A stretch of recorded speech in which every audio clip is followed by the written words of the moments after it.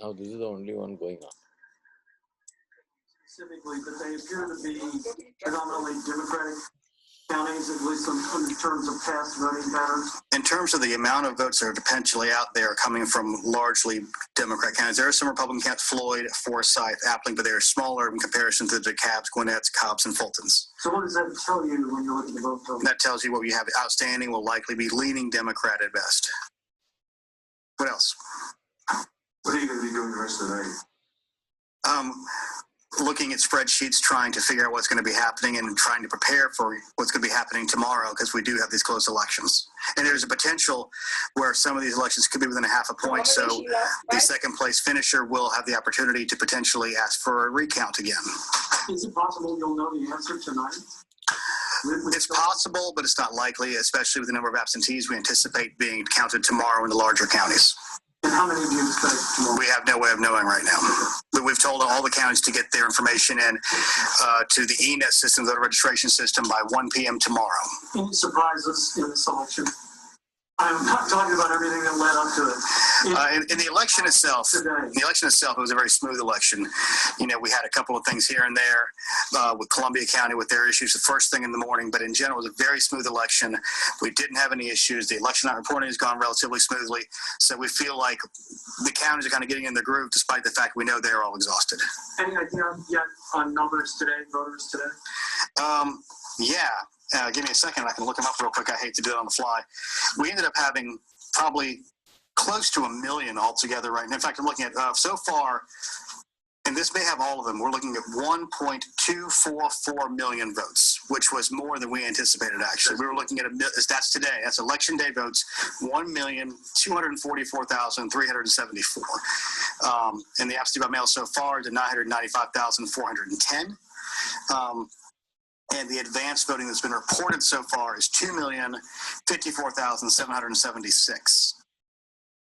Are results coming in faster than expected? One of the things about having only 3 contests on a race and having smaller actual physical ballots this time, every ballot was 11 inches for the absentee ballots, we knew it would be faster. So obviously it'll be faster than November elections because there's just fewer steps in the process and it's easier to handle smaller pieces of paper at the end of the day.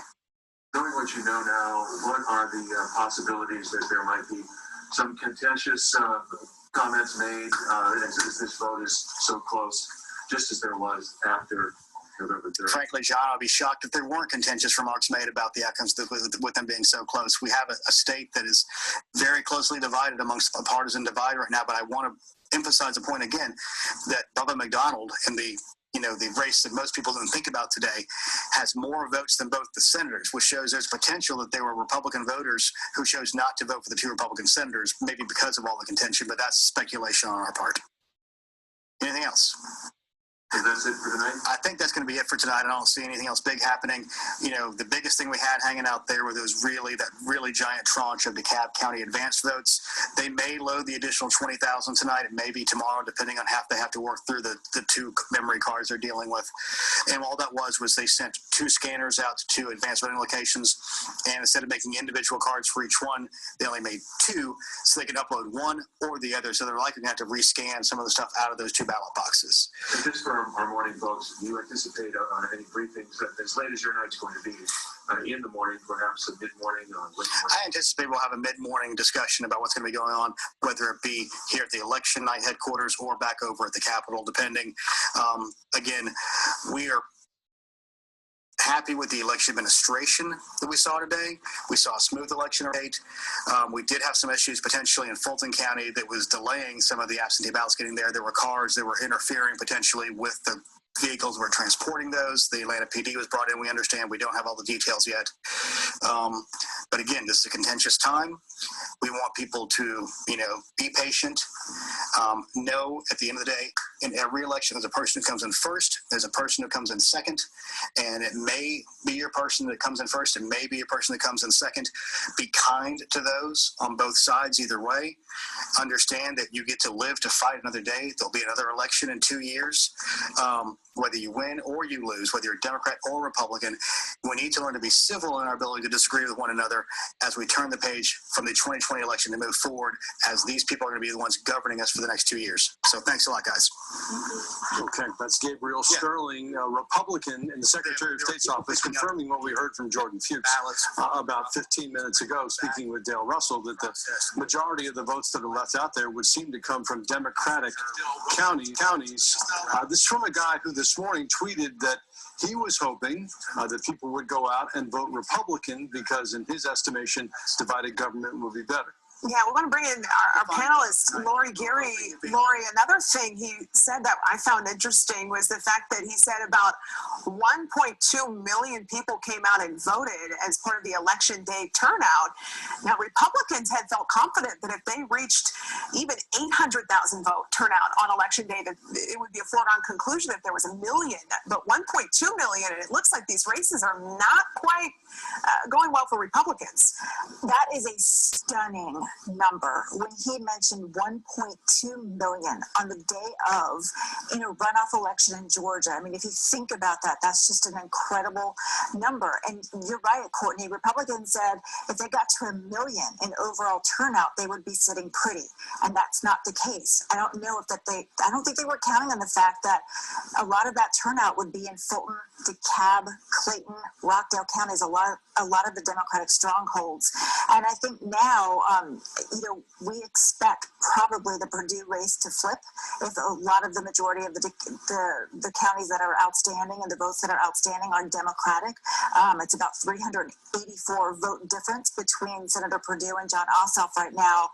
That's not a lot of votes, but there are a lot of Democratic votes, as you heard from Gabriel Sterling, to come in. Well, let's look at the slate so we can see the numbers. You mentioned it, but it's really stunning when you consider how many votes we're looking at and that tiny margin at this moment. Senator David Perdue, with 50% to Jon Ossoff's 50%. But as you look at that small number there, look at it. 2,147,000, the difference, as you say, 384 votes.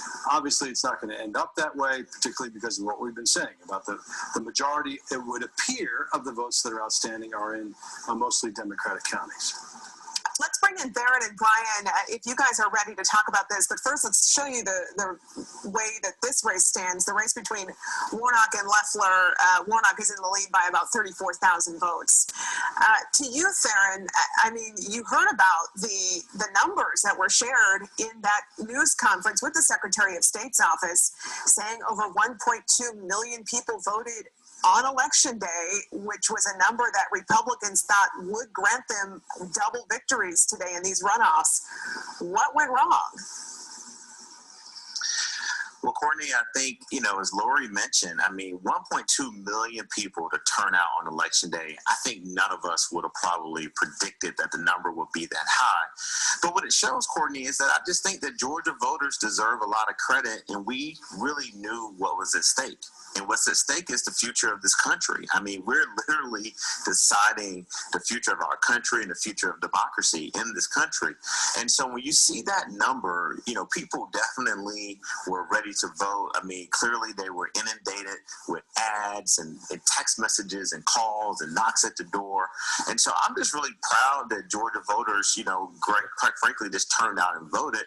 And I think this has really hit the Republican narrative. A lot of people, Courtney, said on this show and for months and months that Democrats were going to lose because we don't come back out in runoffs, and particularly African Americans don't come back out in runoffs. And so what has happened tonight, win or lose for Raphael Warnock or Jon Ossoff, we have dispelled that myth in Georgia that has been there for decades, that African Americans don't come back out in runoffs. And I think when the votes are all counted and the total number of votes are in, I think that number, as I said in the 8 o'clock hour, Courtney, you remember, the rise in the numbers of the African-American votes, many of them who did not come out in November, will be the difference maker in this race. Right, and Brian made that point earlier tonight as well. And Brian, the Secretary of State, Brad Raffensperger, said on our air earlier tonight, he's in the reporting business, not the prediction business. But here we are in a circumstance where you've still got votes remaining to be counted in Cobb, DeKalb, Fulton, and Gwinnett counties. Yes, Forsyth,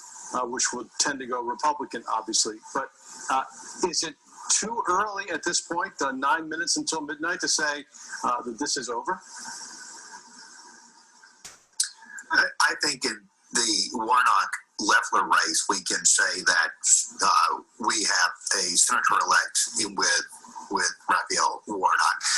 I think the Perdue-Ossoff race is still obviously too close to call, but as Lori indicated correctly, the votes that are still out there are going to go toward the Democrats more than likely. So Democrats have got to be feeling good about where they are in this election right now. And I think the takeaway, Russ, is with an election this close, in a runoff that traditionally has benefited Republicans in this state, a Republican Party that was unified would have won this election. The Democrats had much less reason to be motivated. You know, they had won the presidency. They had kept control of the House. For the Republicans, they had everything on the line. They had every reason to be scared and energized and wanting to turn out in record numbers.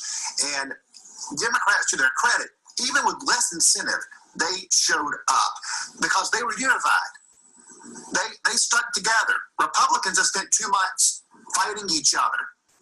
I mean, for as much money as has been spent attacking Warnock and Jon Ossoff on TV, what has really driven the news has been the fighting between Republicans. And I hate to be repetitious, but I've been saying this for months, and I've been saying this for years, that demographic change in Georgia is going to change the political calculus here. Republicans began to believe we will be a red state forever, but people are moving in, and the numbers, the racial numbers, the ethnic numbers, were changing. And we have become a 50-50 state. And if Republicans want to win, they cannot have the internecine warfare that we have had the luxury of having for the last 15 years. We must be unified, and we were not unified in this election. Well, let me ask you just a thought experiment to follow up on that. Suppose that Senator Perdue and Senator Loeffler back in November had said to President Trump, sir, we support you, we love you, but Brad Raffensperger is a man of integrity. We believe that this was an honest and fair election. Would that have redounded to their favor, or would they have been crushed? I think we can say beyond a shadow of a doubt that Trump would have lashed out at them had they not done what he told them to do, and would have ended their campaigns right there. They took the path that they had available to them. They had to keep the Trump base on their side. They had to keep them motivated. They had to get them to show up to the polls. If Trump had sent one tweet attacking the Republican senators, that would have been the end of it. They were in a corner, in a box, and they took the best route that they had available to them. All right. Well, thank you to our panel for your continuing analysis of all of this. We're going to continue to follow.